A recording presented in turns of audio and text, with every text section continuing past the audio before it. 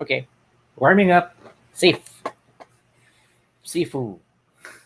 What? Time to reshare links manually. This is a live stream. I should have that pre-recorded and we just play it. Then I have to prepare another video. Yeah. Then you're gonna make me juggle more videos. We This don't is- have a tech crew that someone else will roll VTR for us. This is a labor of love that's a recorded live stream, which means if you're watching right now, the show is starting in a few minutes. Feel free to just watch us and comment when you want to so we know you're there because we can't see who's watching unless you My comment. ears are tender from headphones. Sorry. If you're watching in the future, you can skip forward, and not waste your time on this sort of things. Or if you're really bored, you can just hang around and then watch us kill time until it's time to properly start the show. Oh my god, all my work things are still open. Mm-hmm. Okay, I'm scared for my water. I'm gonna move it first because I'm gonna type. Oh. Mm-hmm. Because I got to sure. Yeah. Just waiting for the link.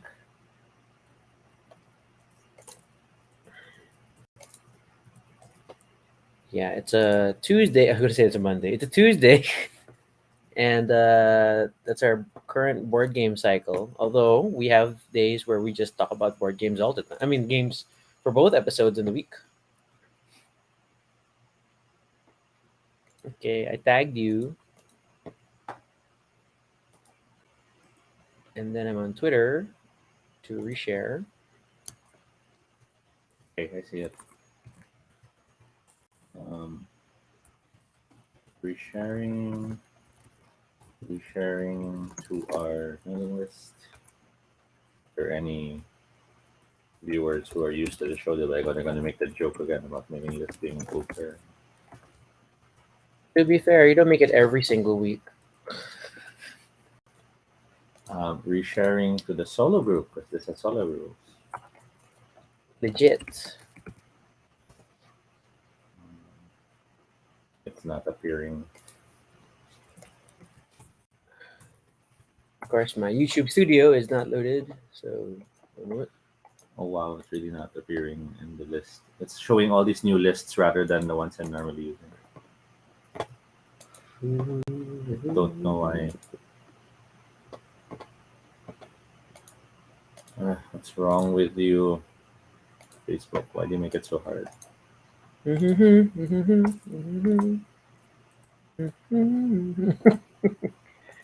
What's wrong with me? That was it. That was my connection. Boy.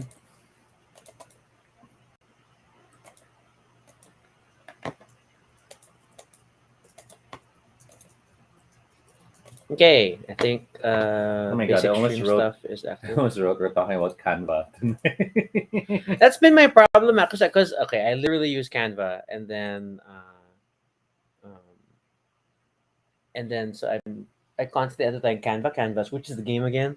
Okay. Mm-mm. Oh my gosh, there's just been announced. Uh, there's a new Kickstarter, Ares Expedition, Discovery, Foundations, and Crisis. So may expansion na siya. It's okay. We didn't get into that. I know, right? I'm just like, what, We really? still might. You never know. Yeah, only if I hold very strongly that it has to be particularly cheap on the secondary market. Like you get a really good deal. Because our main challenge with um Ares Expedition, as much as we love terraforming Mars, um it's just not it didn't feel like that big an innovation. Because like Dinosaur Island, from its original game, came up with a two-player variant. Okay, that's okay. Everybody did two-player variants. They did a roll and write game and a tile version of their game.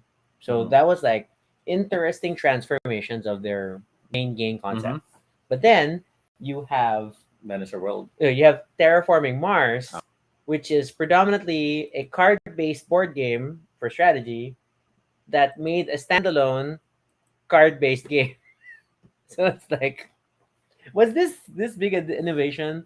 So I don't know.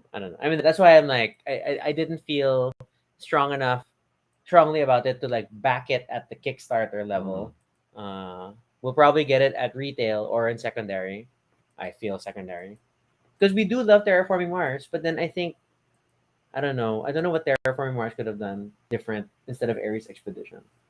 Like a I roll and write or a tile game. I still feel slighted that it's not in any way connected to Terraforming Mars.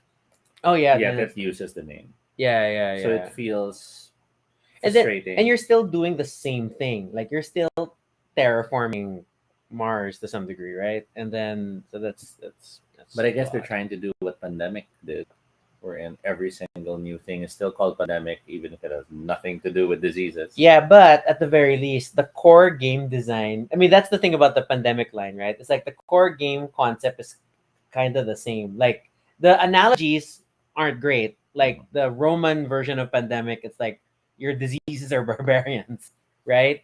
Um, and then the Cthulhu one is like cultist madness, whatever. But at least what makes it a pandemic game is the engine that it's a cooperative game where there are certain things you can expect from it. Then it rolls along. But but Ares Expedition, very strange. Okay, I guess Link has been shared, retweeted, sent on the group. So yeah, I think we are good to start if you want to. yeah. Okay, I There is still will. work waiting for us after all. Oh my gosh, that's not something to look forward to. So I am going. Actually, no, I'm more excited to stay up a little late again and then post more of my OBAR videos from last Saturday. Mhm. So we got as far as the Encanto numbers, which are fun. Um, so please watch. I mean, if you're already subscribed, you probably saw them. Yes. Okay, so tidying up caption. We're going to roll credits. We'll be right back.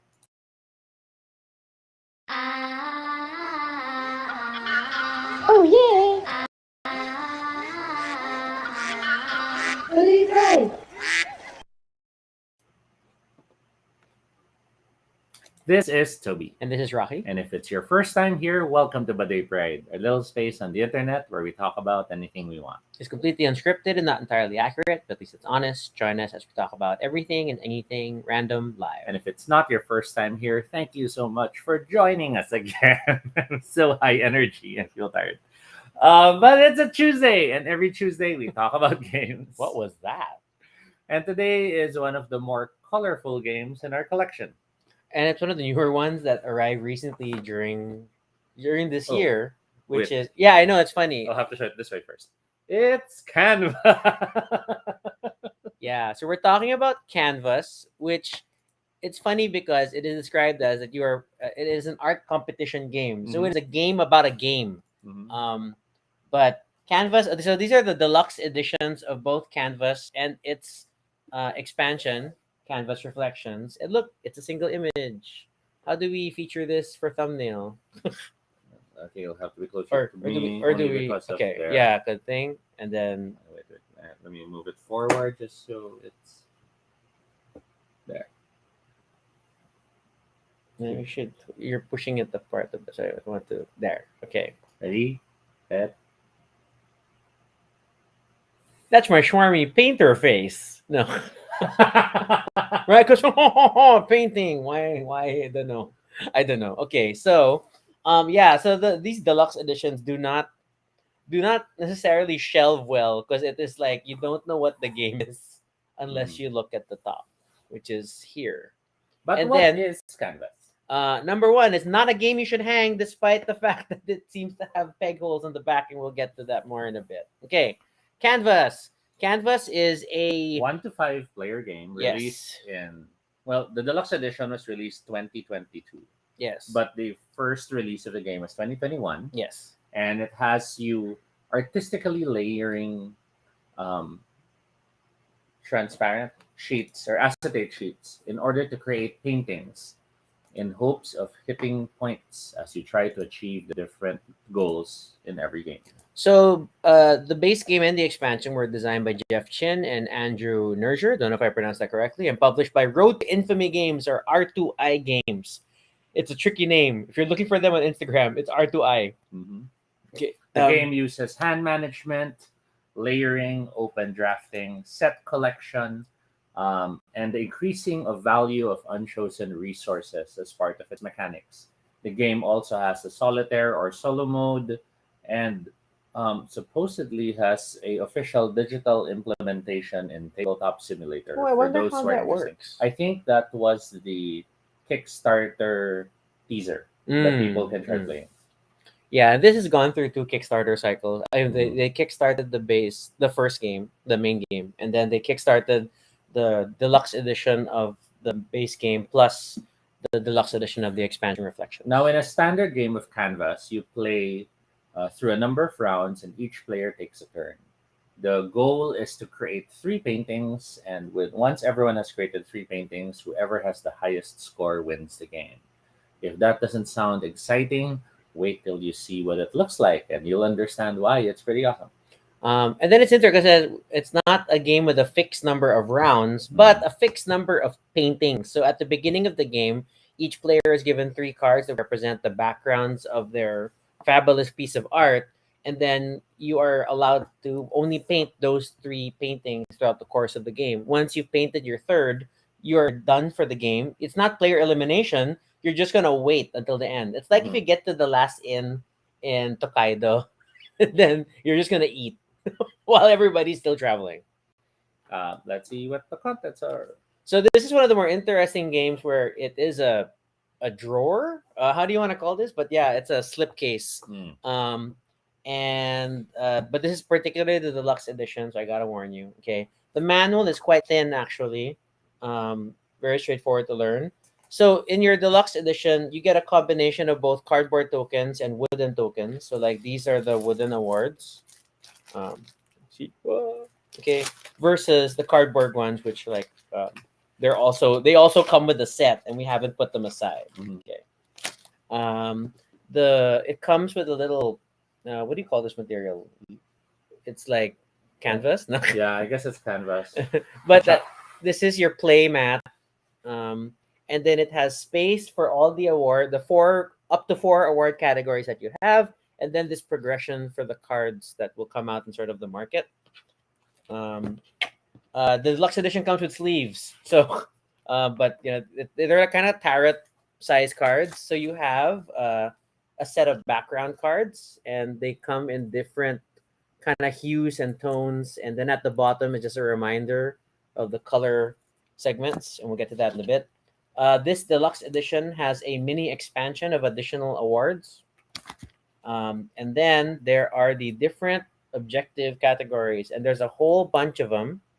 So, for example, this one is called composition, and the next one is called hierarchy. And you'll have up to four of them in your game, which, because there are so many versus only having up to four in a game, it changes the feel of every game mhm. because these are your basically your objectives. Okay.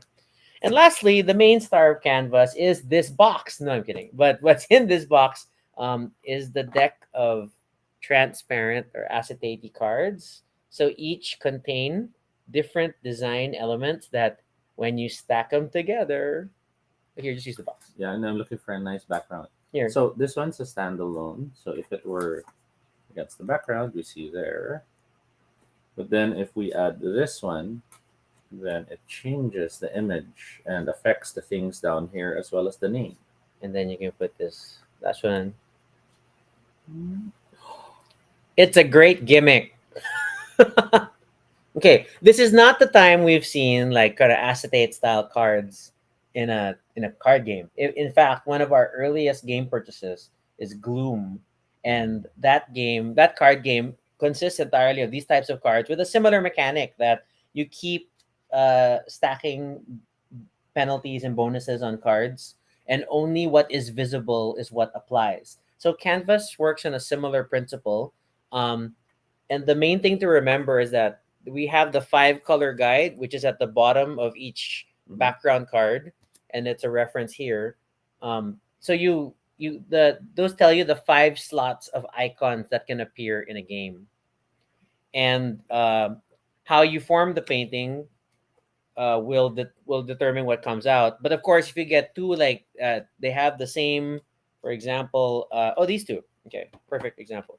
These two both have purple and green. So if you stack them, you will not get the benefit of the card that's behind, and then you have to choose, or maybe through a different combination of Mhm. cards. But we're getting ahead of ourselves. Yeah. Oh, sorry. Go ahead. Well, so that's the main mechanic of the game. By choosing art cards, you determine which ones you will use to layer in order to get your painting. A painting, however, has a maximum of 3 layers. So this forces you to actually be careful in choosing the art cards you'll use. Worse, you're only allowed to have a maximum of 5 layers. Once you have five, you are sorry, not 5 layers, five Five art art cards. cards in your And hand. once you have five, you are forced to make your painting. So that forces you to be very careful on what you pick. Picking art, however, is interesting because that will bring this back. You might want to explain it. Okay. So what happens is, so you have this little cover box so that you don't see the transparent cards. Then you'll have a card in each part of the market row. And if you've dealt with any game with a market row, then you get the general idea that the cards at the end of the row are cheaper, quote unquote, versus the cards that are closer to the deck. What you use to pay for them are inspiration. So similar to games like Century Spice Road, if you want to get the second card in the market, then you will have to leave an inspiration token on the first card and then pick up the second. And any player who takes the card that has inspiration tokens claims those tokens for themselves to use for later rounds. Inspiration has no end game benefit yet. There's always room for expansions, but Mhm. has no end game benefit. But it's really just to. Are you sniffing the mat? Mhm. Okay, and then yeah. So basically on your turn you have two choices. Either you can take an art card from the market, Mhm. or you can paint a painting. And painting a painting means taking your three other transparent cards and sliding them into the plastic sleeve that contains your background, and that will form your painting.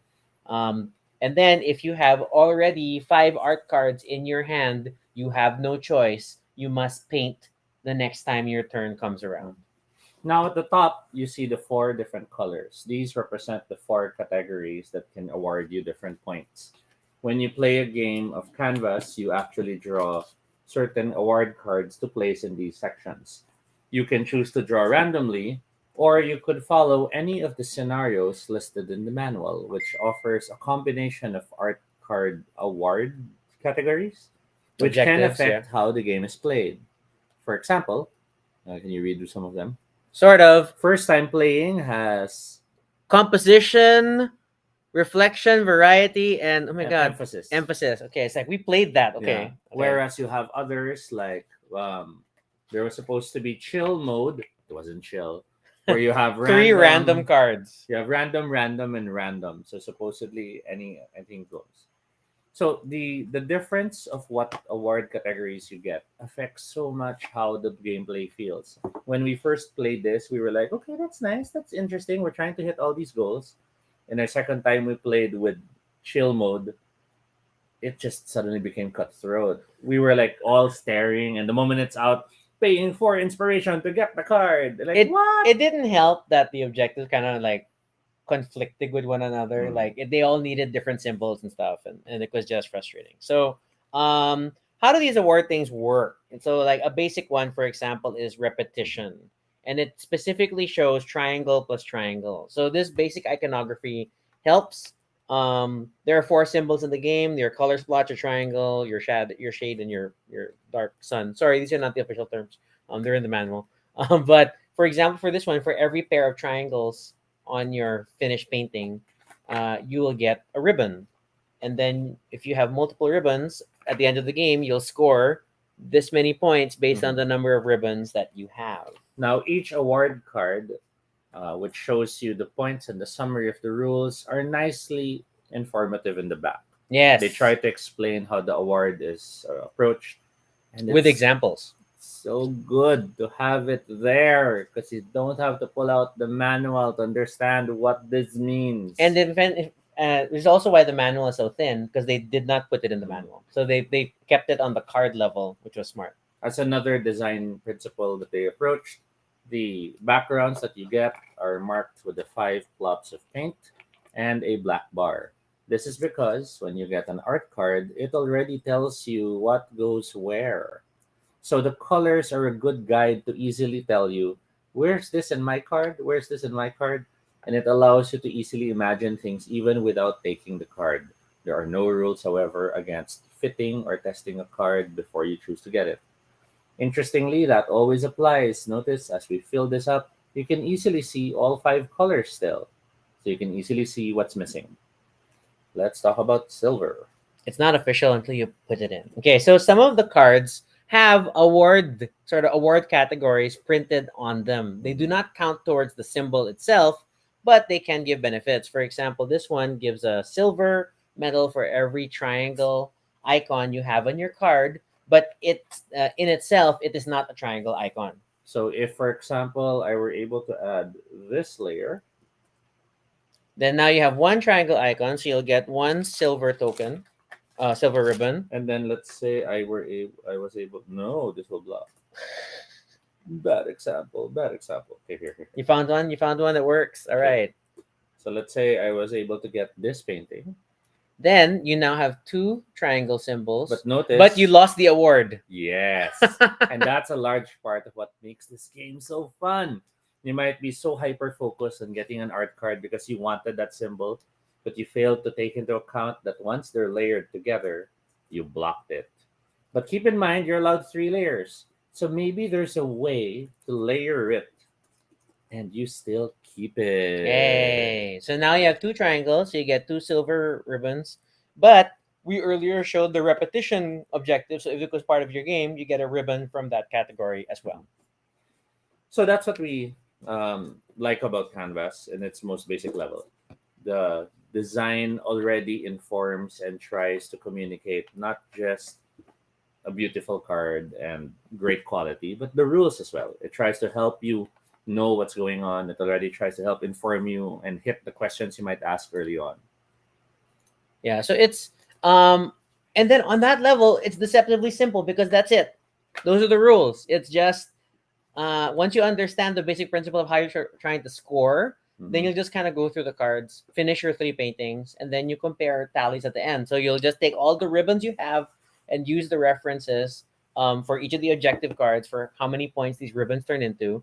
And then silver ones are counted as 2 points per silver. And that's pretty cool. And then if you do things like the mini expansion, which is like here, then you'll have a separate category that gives this one gives 2 points. If you have four or more inspiration at the end of the round, what did I say? Okay. This Or- one gives you additional 2 points if you have five or more triangles across all your paintings.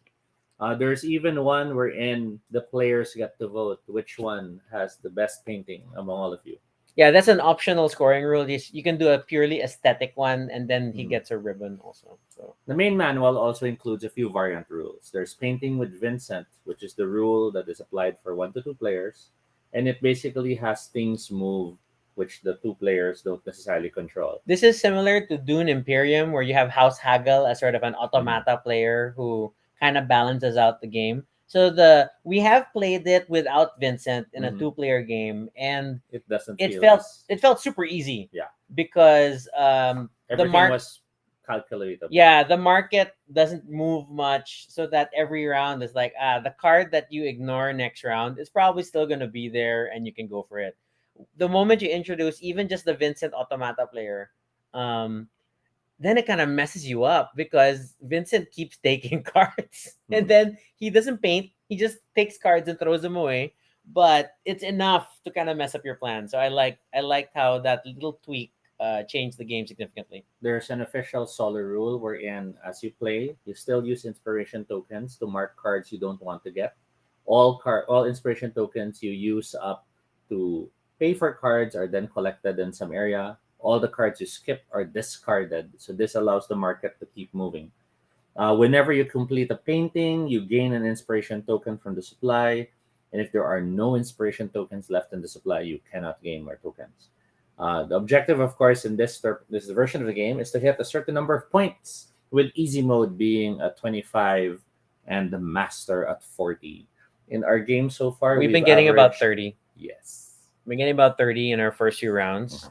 So it's totally possible and it's a good challenge. And then the back of the manual on the base game includes all these different scenarios Yeah. of setup and then a point target. So it's like you can do first time playing, and as long as someone scored 32 points, then you can Mark it shade off. it, which is like a totally non-essential thing to do. It does nothing, but it's cute, especially if you like are playing this with your family and you're tracking your progress with, if you're playing with your Mm. kids and stuff, then it's a good way to go. Likewise, at the bottom, you have other achievements, things that you can accomplish while playing. Yep. They So it's fun to basically list. encourage replay the way they do in video games. Okay, and that's your base game. Wait, one last thing. Oh, Oops. careful.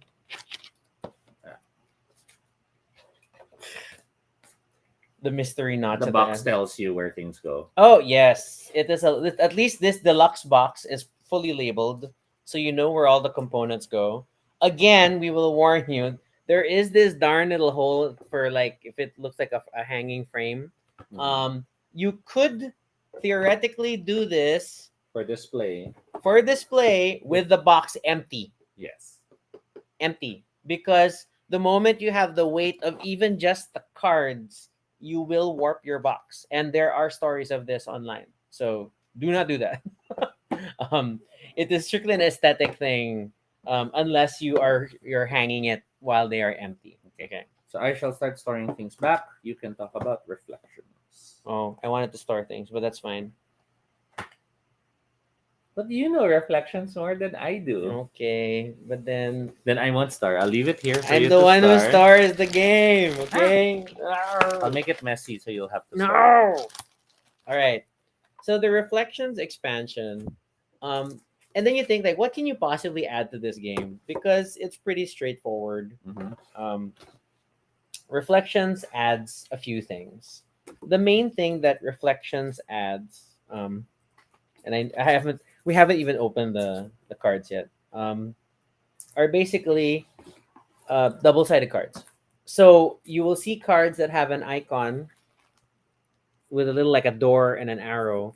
The door is actually the color on the side because, of course, if you flip the card, then it no longer will be in the slot for like yellow and green. It will become green and blue for when once it turns around. So there's a guide to what they become. The symbols will be different, and that gives you more potential for play because then you with a single card that you take, a single art card that you take from the row, there's a lot more that you can do with it. So those are the reversible cards, and there are 10 that are included in the deluxe edition.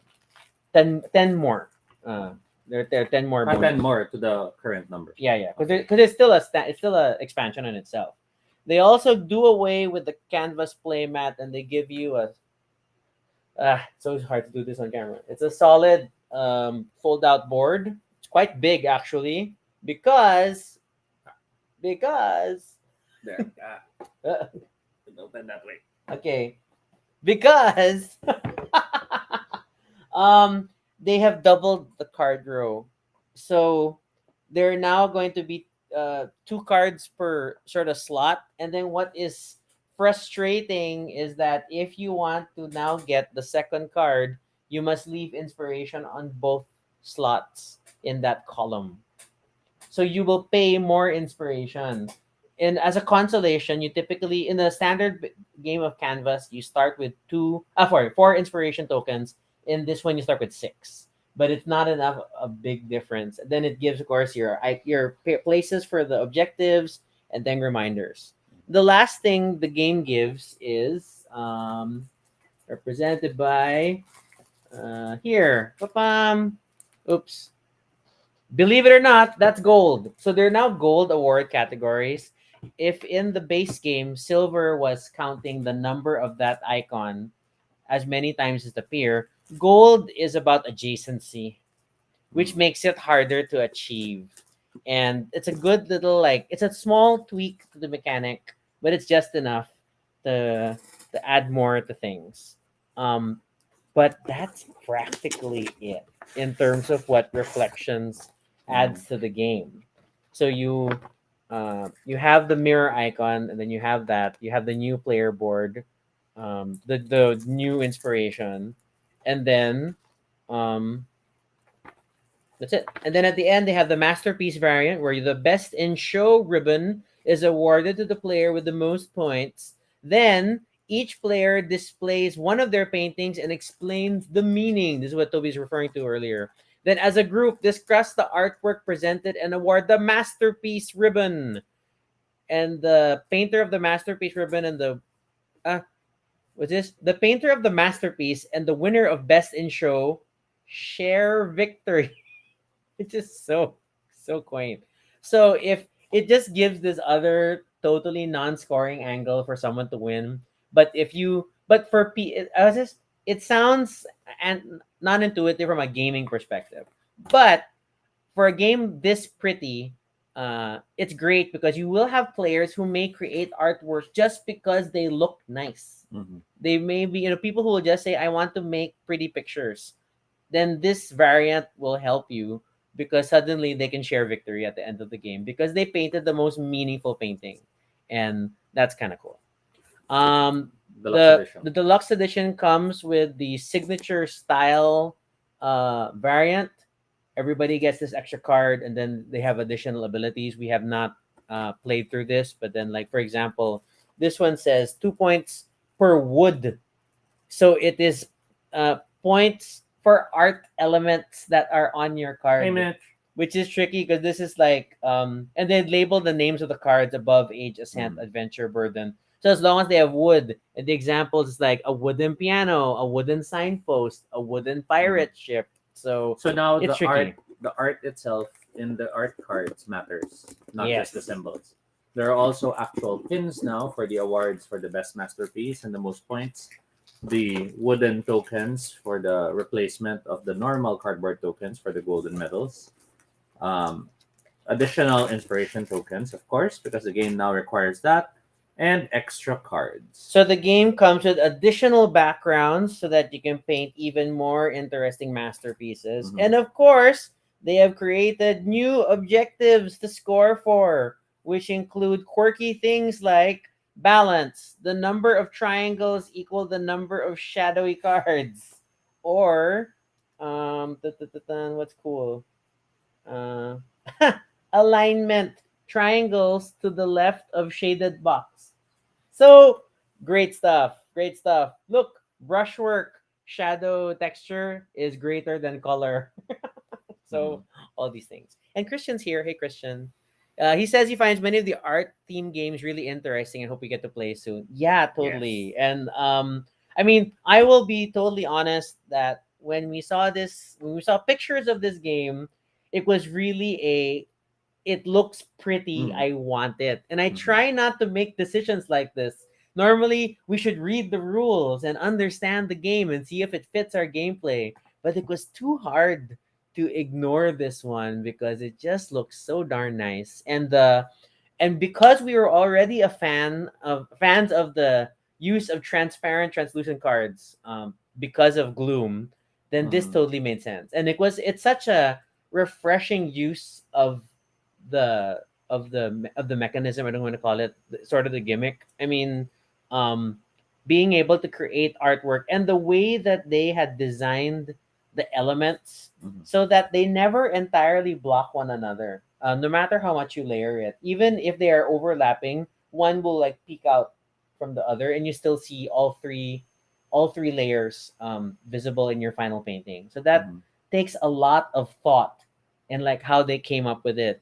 And then in terms of like just the nature of the cards, because you'll see things from okay standalone elements, but then um, you'll see full on kind of background horizon framing with this building, and then there are literal frames with this arc, and I like how these things come together. Prissy says no, let's just buy games because they're pretty. This is a Yeah, but Prissy, you're not it's buying any games this month, right? Is there something I need to know? Should I be concerned because the package arrived? What package? There was no package. So, we've encountered layering before. Not just layering because of translucent cards, but layering as a mechanic. So, for translucent cards, we've encountered that with Gloom. Mm. We've encountered it indirectly with um, what was that called? What is that other game? The one that they used to say that was the Splendor Killer, Mystic Isle.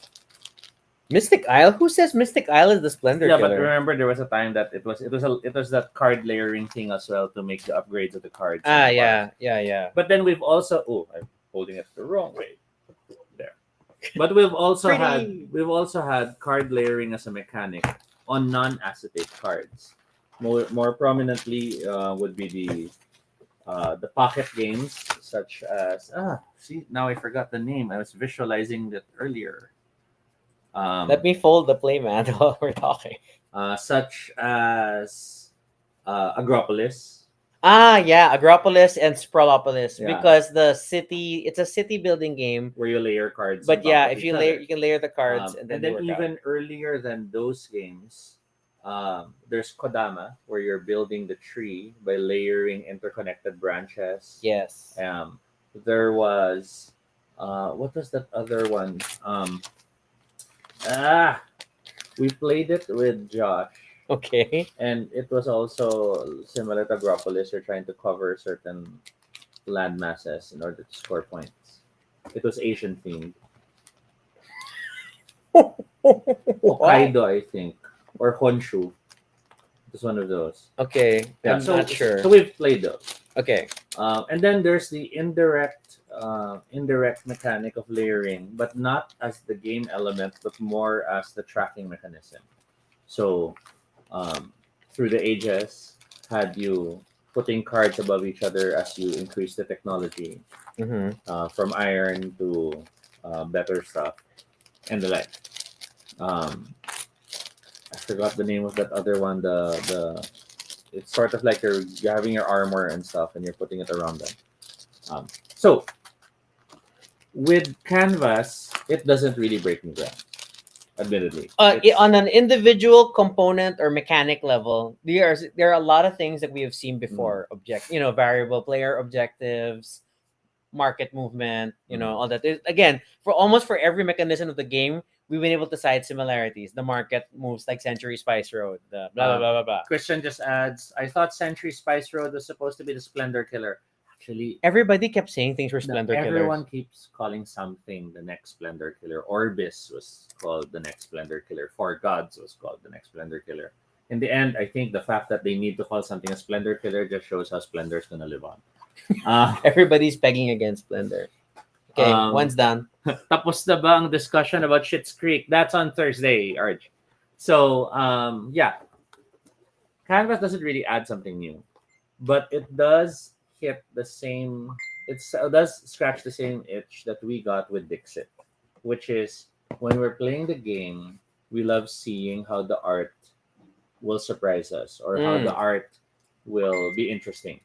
And admittedly, it's thanks to the signature style cards that came with the Reflections Deluxe Edition. It was only then that the art mattered. yeah, because before it was just like whatever painting you make, okay, that's Just look it. at the symbols. Yeah, yeah, you're just really mathing it. Mm. Okay. Whereas this one, when it's all together, it's like, oh, now with the signature thing, your choice of elements matter, and then all the more the masterpiece optional rules matter. Mhm. So that's pretty cool. Aha. So I have mixed feelings about Reflections introducing a solid board. I know it needs it because they've tweaked some of the mechanics, but I don't know. I like the simplicity of the base game mat. I think that speaks to consumption not being a flat box. The base. So Toby every episode will choose a new board game as the stage. So sometimes it's like the village, sometimes it's I don't know. He never and then he like has this science in his head of some sort of like, the height would be this much. But look, So it's perfect height. fine. Okay. So but yeah. So Canvas was this based on our first few games of Canvas, I kept thinking this is a great in between game. Board Game Geek says it's 30 minutes long, and the first few games felt Did that way yes. between just me and Toby playing with or without the Vincent variant, Mm. the automata player. When we played it with a full table of four, wow! It's no longer a peaceful, chill game. For a game with no player interaction, I mean, Mm. it's one of those abstract games where you're just really scoring on yourselves, and the only thing that you can do to disrupt another player's actions is to try to take the art card they're most likely going to get. Yes. That's it. But it's like that principle. But there's no way to like mess up their painting. There's no way to steal art cards or Mhm. inspiration tokens. None of that. But despite the lack of sort of take that abilities for players, um, it's still very tight. And then it gets very painful as you're watching the market move. Mhm. In a four-player game, the card that you think you might have a chance of getting because it is the new card at the very end of the market will be gone by the time your turn Mhm. comes. And worse, the card that was in the first slot is still the same darn card because everybody paid inspiration to skip it. Mhm. So that's a fun tricky thing, and I appreciate that for a game with relatively low rules complexity. I mean, like on Board Game Geek, the base game is rated at 1.65 if you look at the weight of games. Um, but it's still like the actual gameplay is very deep. Mhm. And then you have the reward of these very, very pretty paintings that you make at the end. So When that's pretty cool. when it comes to visual design, as I was raving earlier, beautiful art, love use of iconography, there. But here comes the bad part. Why place these important details where your finger will cover it when you're holding the card? Well, you don't necessarily have to hold cards in your hand. You can lay them out on the table because there's no hidden But information, so to still, speak. what was stopping you from having that row on the top instead? That is true. So when you're holding the card and you're fanning them out, you can see them all there. I don't know why people still choose to put important details where the fingers would fall under. That's bad user experience. That's bad UX. And then you do have the challenge of these being transparent cards. Notice the market row earlier, they had to color it white so that you can see the elements Mm. better.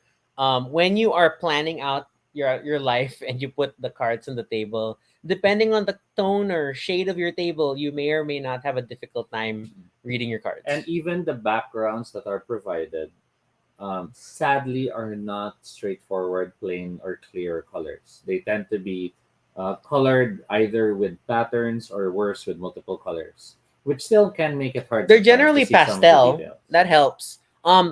Caveat is that we are still playing with the game fresh out of the box, which means each of the art cards still has a production layer of plastic. Mhm. Like when you buy an electronic, and then there's a thin layer of plastic you can take off. So we haven't removed those, and I know that adds an extra layer when we're stacking the cards, and so our final artworks still look very cloudy at the moment. I don't know how clear they are without all the plastic. The manual recommends to play a few games and let the plastic loosen naturally, but you could take the time of ripping them all off one by one, depending on your comfort. Getting bothered by Yeah, I that know the leaking one plastic that plastic. hit out. Okay, now, as people who collect board games and not just play them, but we also collect them, um, Really? there's a tendency to buy games just because they look pretty and not because they play well. Canvas, thankfully, does not fall under that category. The game is light enough that if you want to play something with non gamer friends or family members, they will get how it works. Maybe the silver medal rule will be confusing, or maybe some of the awards you'll have to handpick the simpler ones so that they can get Mm-hmm. a feel for the game. But if you had to consider teaching Canvas or teaching Lords of Waterdeep or teaching King of Tokyo, for example, this might be an easier sell to non board game people because it looks pretty and it kind of easily makes sense when you start showing them how the layers work. Right? And then really, your player turn is take an art card or paint a painting. That's it. And then scoring comes at the end, and then technically you could guide them through scoring. Like Mhm. it's not going to be a solo activity. Everybody computes their score. You can do it all together. So, and then what we do normally every time someone paints a painting, the game stops because let's all look at the painting, and Let's then all adore what he has made, then see what points and they then made. we'll do the ribbons together. So like we'll go through each objective Mhm. together, especially with newer players. And I think that's helped get through the game faster. At the same time, Canvas is not a simple child's play game. You will find yourself struggling to come up with ways to try to outsmart your opponents. even if you're just forced to do that one move on your turn. You might find yourself thinking, "Oh, I can get that," and no one seems to like it, but maybe I'll just leave it so it accumulates inspiration and I can get it a turn later. Stuff like that are opportunities that the game offers. You might even want to grab something you know someone wants just because you can ruin them from getting that point. But at the same time, they're never useless moves for you because everyone's attacking the same awards. Canvas always gives me that feel also of like when you play Splendor and then you have the initial spread of nobles at the top, and then I'm sure everybody, well, at least regular Splendor players, automatically start looking at what is the most common color across nobles. Mhm. What color should I focus on to most likely get a noble, even though other people are doing the same thing, and then everybody's going banzai for that color. So the same thing tends to happen in Canvas because you do have your objectives; they have different symbols on them, but some of them are very specific symbols, like the repetition objective earlier, where it's about triangles. Then balancing that out was this is really the challenge of the game, and you can feel it where in this game the triangles are super important. So turn after turn after turn, every time there's a triangle card, people will just take it without even figuring out Mhm. where it goes in their painting, and that's where the fun is, really. Hi to I think this Levi, Mm, for joining us. First time we've seen the name. mm. What else? If you're into painting games, so let's say you've enjoyed the Bob Ross Art of Chill. Art of That's our Chill, initial or example. worse, not worse, but or on the other end of the spectrum, you're a fan of Fresco, Ooh, which is a big worker okay. To be placement painting fair, game. that is a painting game. Okay. This might not be what you were looking for because both are very different in the feels. There's no big effort to try to paint something. It's really a matter of luck of seeing it available when your turn comes in. And I use the word luck because there's practically no strategy that you can do to keep others from getting it. Yeah. And then it's like, oh, is this you the sort of gaming element comes in when you're spending inspiration and kind of skipping cards and taking cards that are earlier in Mhm. the market row. But there is nothing stopping you from just taking whatever is the latest card in the market row, the cheapest Mhm. one, and then whatever comes out, you paint.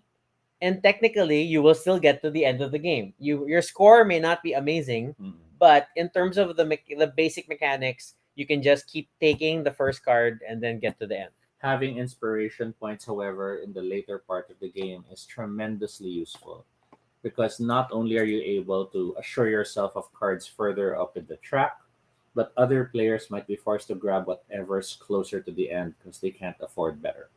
So it's not actually bad to grab the card with the most inspiration when you have the chance, even if it's not as useful.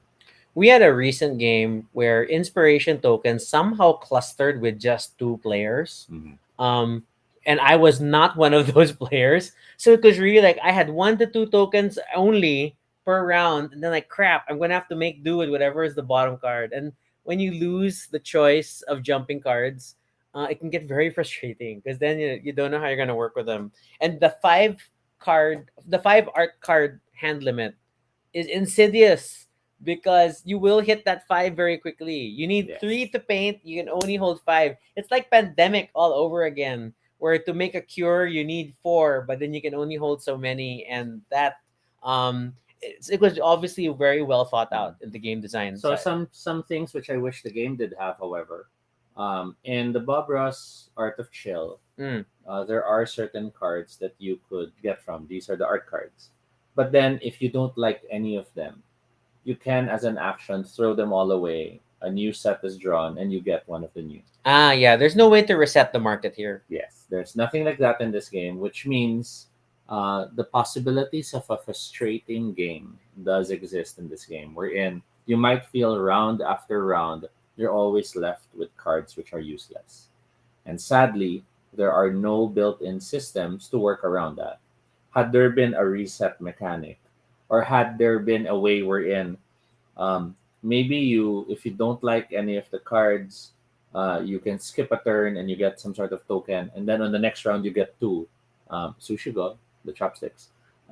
So something like that could have been interesting in this game, and sadly they didn't add it but I think it's not that much of a loss because as a whole, the game still plays nicely. I mean, they tried to keep the mechanics very minimal and Mhm. simple. And then and it's funny because you saw earlier the little covered deck for the plastic sleeves. So that is your measure for how many cards you need. So even if you play reflections, what they say is to mix in, so to kind of shuffle both decks together, the reflections deck and the base deck, and then fit as many cards as you can in that box because that is approximately how many you need um, to play a decent game for four Mm. players. So we can't get, that's what I think, that's also why they don't have a reset system, because then your number of cards are kind of timed. It's not a timer in itself. It's Mm. still based on three artworks, three finished artworks per player. But they kind of, that's how they guesstimated like how many cards you need, and that was a design choice to keep the game simple and more accessible. It is marketed as a family game. Mhm. So, weird comparison. So things like between this and Dixit, what do you think is more like newbie friendly? I think Dixit is newbie friendly for new players who have experienced party games Mm, because it's about coming up with something or it's about relating with the people and laughing about it. okay. This is a good newbie game for those who are more accustomed to board games that as something with strategy Mm. because it's always tricky to play Dixit if the person can't come up with something to say. Or like if you have totally different frames of reference, Yes. and then like his examples will be totally different from everybody else's Or examples. worse, the keyword or the clue becomes something no one knows about. Mm. So we've had games like that where in oh says this keyword and it turns out it's a reference to a meme. So no one got it Or an because in everyone joke else was between older. just the two Yeah. people, which could be a strategy unless the other person doesn't remember the meme. So, However, I do feel that the creators of this game should reach and tap the people who did Dixit and release a Canvas Dixit edition oh my gosh. where the artwork from Dixit, parts of it will then be adjusted to become Canvas cards. Oh, that could be interesting. Because that would really be I awesome. mean, these are two games that are visually striking for many And people. who has not wanted to make their own Dixit cards? That's an interesting idea. Okay. Likewise, I wonder if people can use Canvas cards to play a Dixit game. And then there are keywords on some of the So they're cards. And mixed it's in. funny. You Yeah. build cards ahead of time, and then now you mix them all together and play with it as a deck. So that would be Mm, interesting. That's something that could happen. And then, yeah, you'll have a two name Mm. title for each card. Okay. And then it's still a my keyword is rage, and then everyone chooses from their cards, or everyone builds a card using that, Oh, that's trickier. and then that would be interesting. Okay, okay. It'd be hell to remember which one was your card. Yes. Trying to think of how I to guess mark that. last few things we love playing this with music, Mm, and when we play this with music, I tend to choose whatever classical music I could think of. You choose a specific one. okay, there's this piece, pictures at an exhibition. It is a collection of classical pieces. It used to be released as a CD-ROM that you'd play on your Okay, computer with music. a CD. A It didn't CD, a have to CD. be a CD-ROM, but it was a CD, a music CD. I had it as a kid. Well, our Wait, family was it had just it. a music CD or was it a digital? No, it was just music. Wasn't it a digital exhibition? No, Okay. it's really a piece of music called Pictures at an Exhibition. And then it strikes me so much because I listened to it many times as a kid. And then my grandmother, of course, would sit beside me and then, like, what do you see? Do you see? What do you see? What does this sound like to you? And there's this one that gets really, and then she had to describe the bison walking by, The and then the bison. music swells, and then it goes away. They're going off in the distance. So little things like that. It's music that's that is very evocative and makes you think of Mm. things. It's nice. But I will concede that the length of the total piece is not necessarily long enough for a game of canvas sometimes. Like Mhm. we come towards the end, or like the quieter pieces before we get to the end. So yeah, classical music in general works well if you need music guides for canvas. Four Seasons you can't go wrong with Vivaldi, I think, for this, because then it's Mhm. like light, we're painting and stuff. Okay. I don't know, anything else in strategy before we go? No, I think I'm good. I covered most of it as part of my explanation. I think so too. Yeah, it's Oh, just I guess the last one would be don't ignore silver medals. Oh yeah, Every I make a silver killing with silver. every silver medal is 2 points, and for most awards, scoring your first award will likely 3 4 points. Scoring your next award tends to be 3 points more, meaning it's a lot of effort to coordinate your three paintings to get 7 points. But if your one painting has three silver medals, that's already six. So it's like winning two of the objective ribbons, Mhm. and then if you can stack it and Still score win some at least awards. 1 to 2 objectives Then plus you're silver, then you're doing the best then way you do well. possible. Yeah, I had one game where I was rain. I think I ended with like 10 silver tokens at the end. Yeah. Plus, I had done a decent number of awards, and Yes. that turned out quite well for me. So never ignore the silver awards. And then later on, the gold. We haven't tried the gold ones. Like, oh my Mm. gosh, adjacency. I can't imagine adjacency. Can you imagine Canvas Legacy Edition? What, you're gonna destroy the You have to cards? destroy the No, too pretty to card. destroy. Yeah, use the in-game Scissors. or Cutter. to scrape off the paint. Oh my god, that would be terrible. That could be terrible. or cut out the detail that will not be in your painting. Okay, that's just cruel. Let's not do that. So, Canvas Legacy, not a good idea. All right. Although there is a board game that does that. There is the just as there was roll and write, there was now cut and play games. Really? I haven't seen there a lot was of cut and one play. which was a city building game. I think it was called Clip City, Okay. where you have pieces of paper, you cut them up to build your city. Oh my gosh. Stress. Very stressful. So yeah, I think that covers Canvas. Any last thoughts for you? I don't regret.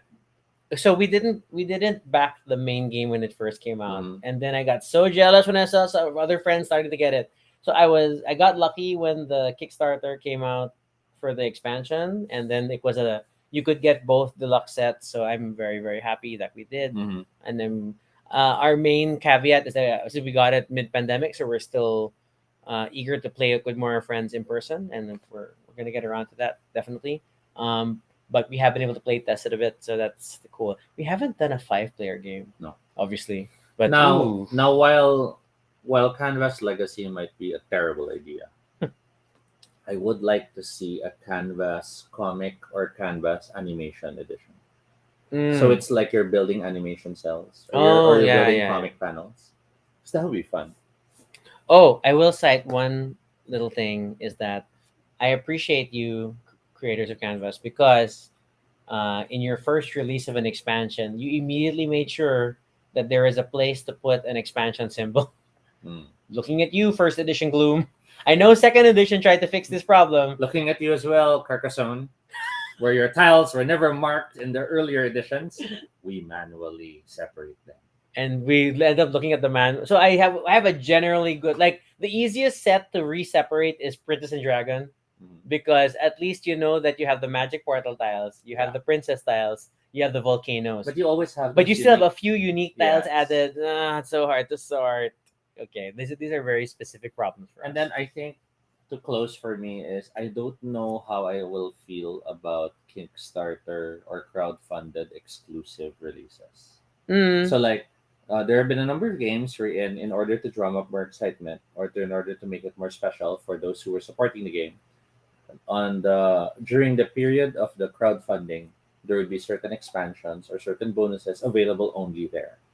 And This one had a mini I expansion. used to think that was cool, so I can get that, and others won't be able to get it. But then I realized it was also a very privileged thing Mm-hmm. because you might have people who are super fans of a game, but with the pandemic, with whatever other real life reason, maybe can't buy it just yet. Or even just like don't have, can't think about the logistics of backing a Kickstarter, especially for us in the Philippines. Then not all Kickstarters are like Philippine shipping friendly. Yeah, and some shipping costs can mean the cost of the game itself. Mm.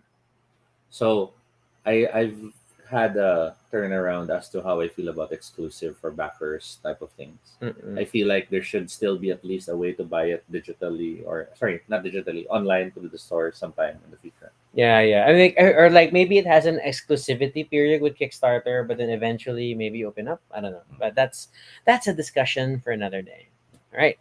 I guess that is it. That's all we have to say about Canvas. Thanks for joining us tonight. If you have questions or suggestions for future episodes, you can fill up the Google form at bit.ly Baduy Pride Ideas. So if there are games that you hope that we could post a review about and we know what they are, we would be glad to take a shot at it. You can follow us on Twitter, all to be no shade, RG Sunico. You can also check out our blog, baduypray.com, for all the previous episodes and stuff about us. Feel free to continue the conversation in the comments below and let us know what you think about Canvas. Have you had an opportunity to play it? Have you had the experience of taking off the protective film on each card? I am excited and terrified of this thing. So I don't want to damage the cards. Okay, I'll add fear. But what if after an amount of time, if you haven't peeled it off, it now peels off the color? Not helpful. All right. And be sure to subscribe for humidity. notifications, whether on Facebook or YouTube, so you don't miss our next live stream. If you're going to keep that up, we're going to take off the sleeves tonight. Okay. Once again, I'm Rocky. And I'm Toby. And this is Baduy Baduy Pride. Pride. Good night, everyone. Thanks for watching. Stay safe. Was that a code word?